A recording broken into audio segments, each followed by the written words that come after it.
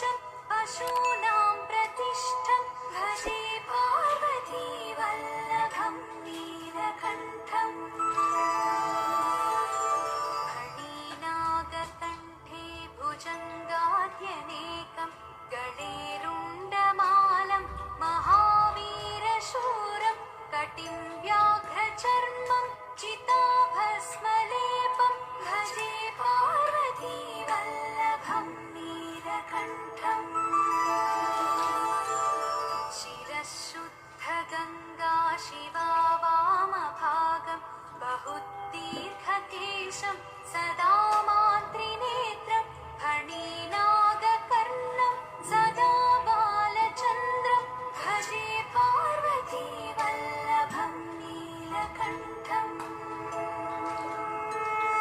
करे शूलधारं महाकष्टनाशं सुरेशं वरेशं महेशं जनेशं धने चारुईशं ध्वजेशं गिरीशं भजे पार्वती वल्लभं नीलकण्ठम्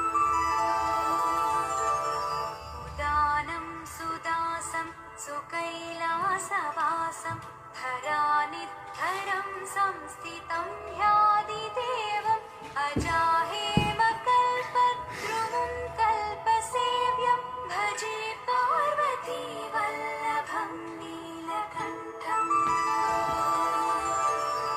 मुनीनां वरेण्यं गुणं रूपवर्णं विजानं परन्तं शिवं वेदशास्त्रम् अहो दीनवत्सं कृपालं शिवं हि भजे पार्वती वल्लभं नीलकण्ठम्